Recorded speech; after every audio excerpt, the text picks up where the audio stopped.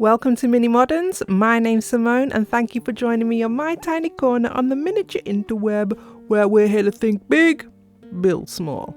So let's get into it. In today's video, I'm going to be showing you how to make adjustable blinds, removable blinds, and blinds that you can make permanently for your dollhouse or room box. But first, I'd like to welcome in all of my new subscribers and say thank you to my original minis for hanging in there with me. And at the time of making this video, I'd like to shout out to all my Patreons who are just testing the waters at the moment. But a special thank you goes out to Amelia Cotton as my first mini founder. Thank you so much. And anyone else, if you do want to join my Patreon, the link is in the description. Get access to the videos first and behind the scenes of what I'm creating. Thank you. Now let's get on with it. So before we get started with the project, I'm going to show you the things that you're going to need. So we're going to need these double-sided magnetic strips. I will be leaving a link in the description to anything that I'll be using today. I'll leave the options for the UK and the USA because that's what I have available for myself. We're also going to need these smaller magnets, and they are super small but definitely worth it.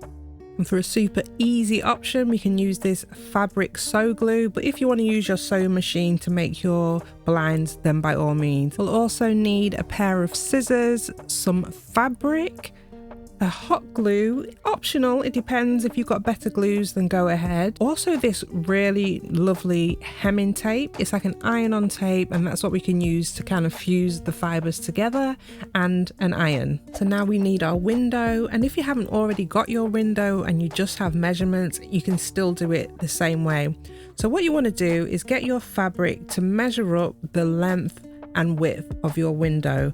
So you want to just cut the fabric, making sure that you leave enough hemming space, and maybe just leave a quarter of an inch to an inch, just depending, just so you've got enough room to have clean edges. So cut the fabric to the length and size you want, and just remember to add the seam allowance too. So now we're going to go ahead and fold in our seam allowances so we get those nice clean edges, and making sure that it lines up perfectly with the trim of our window.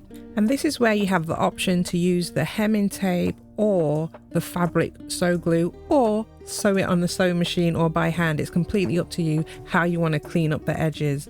I tend to use these little foam mats to do my ironing on as well, so you probably want to invest in one of these, or you could just use your regular ironing board for, you know, ironing obviously. And I also forgot to mention earlier that you're going to need some pins as well, so you want to make sure that everything's lined up as you want. So if you do sewing already, you probably already have a bunch of these pins, but definitely get yourself some because we're going to need them. So I'm going to work with my window upside down because I just find it easier to do. And do stay tuned for the making of this whole window. It's an awesome room box / diorama that we've got coming up soon, so look out for that, guys. So we're just going to use the pins to measure out the length of our hem and exactly where we want it to go.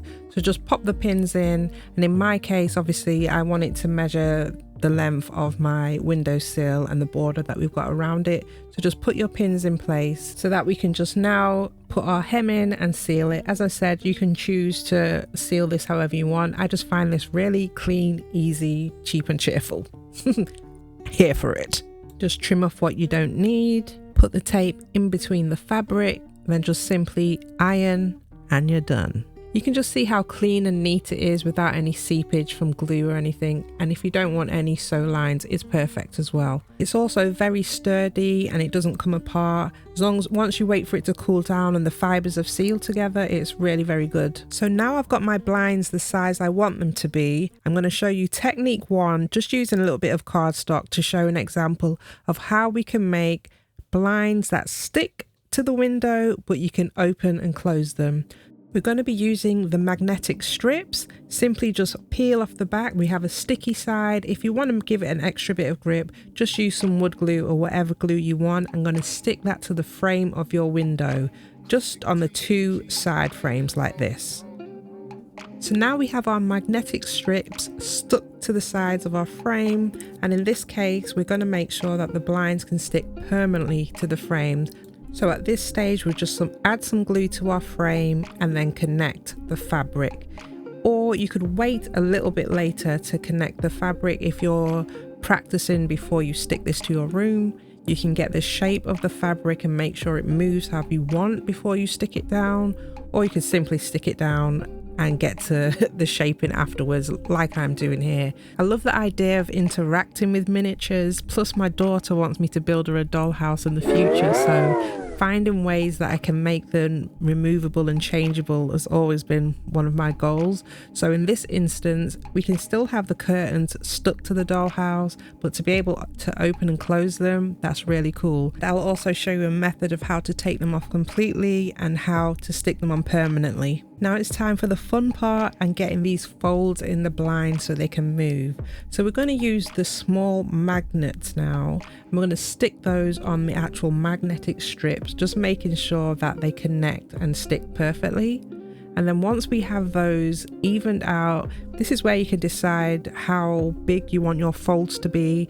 So the larger gap you have between each magnet is going to show the length of your folds.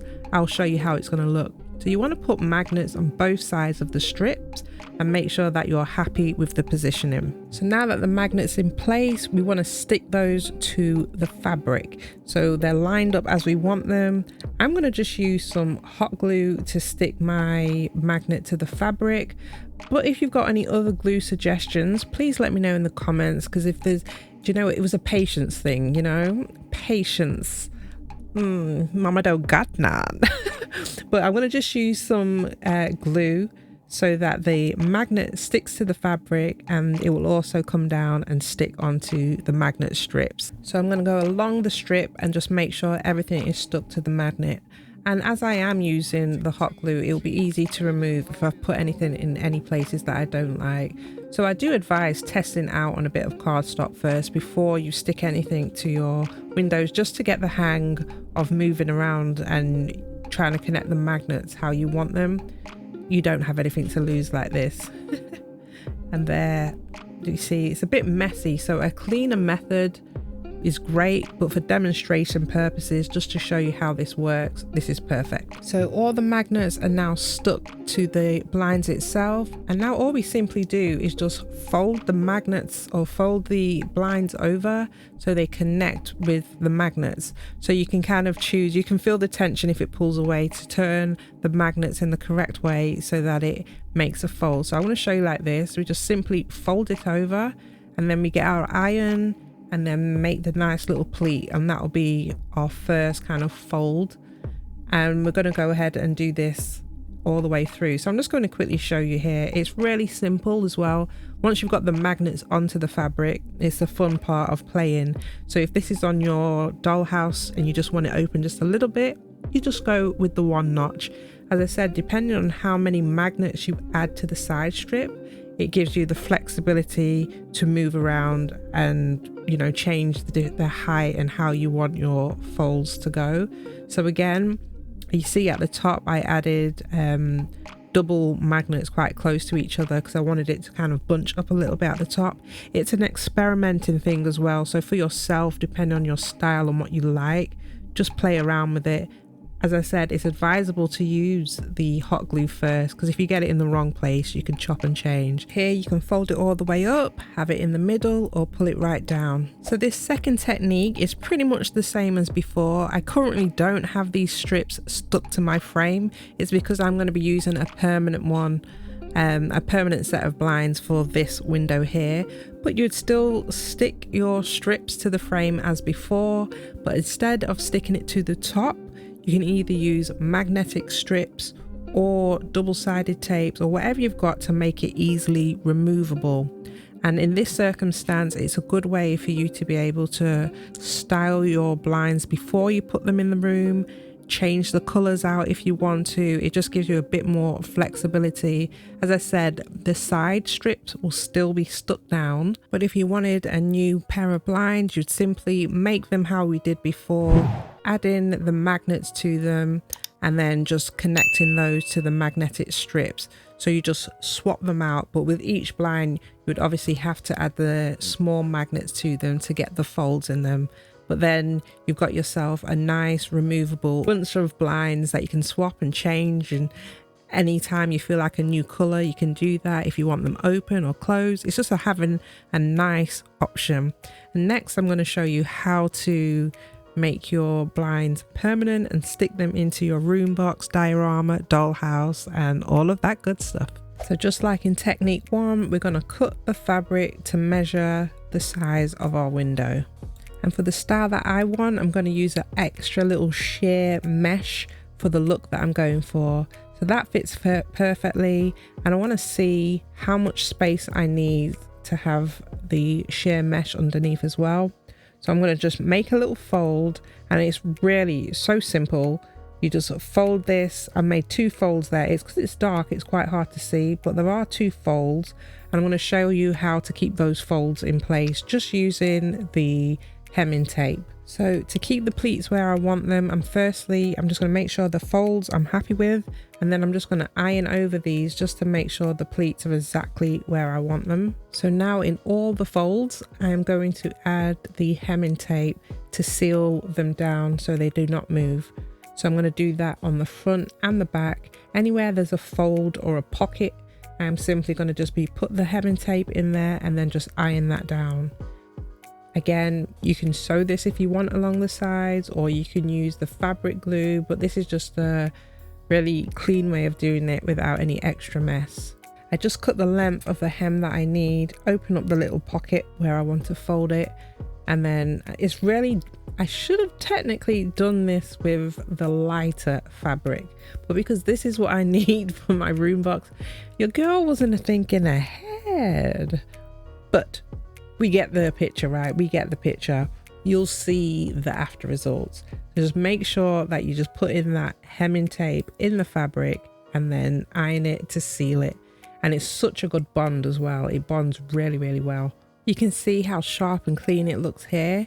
And we only have 1 more piece to stick. The front of it is completely solid, and you can lift up this little flap here, and that's the last piece that we need to do. But you can see it looks really nice, and again, you can fold as many times and small as you want, as large as you want. It's completely up to you, but for the style that I want, this was chef's kiss perfect. So I'll just quickly show you again.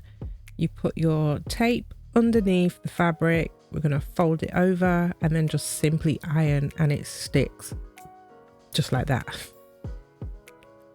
Voila. Now I just want to add some of my little chic, meshy, clear, see-through material, which is going to have a fold in it as well. So the illusion is that the window has been pulled up a little bit, but we've got this nice little fabric behind it as well. I think it just looks so nice. So again, you simply just fold it over, and then using the same technique as before, using the tape, but make sure for this type of fabric anyway that your iron is set to the right temperature or you will burn it. So I'm going to be adding the tape to the back. I'm going to be doing 2 strips. If it was thicker, I'll just have 1 thick strip, but it's not. So I'm going to have 2 strips, and then I'm going to add my extra fabric to it and then just iron that on top. Again, just really simple. And with this, there's not a lot of like mess and glue sticking out or whatever. It's really good. But as I said before, if you do want to use the fabric glue, go ahead. Now again, we're just going to fuse these together. With those connected, I'm just going to check where I exactly want my fold again. Just gonna keep on checking just to make sure. And I think that height is about right for me. I trim off any excess fabric that I don't need, and I am so happy with the finished result of this. I can now stick this to my window and add any extra trimmings if I want. So guys, I hope that you've enjoyed these tips, tricks and techniques today. If you have, comment down below and stay tuned for my next video. Bye bye. Like, share, subscribe.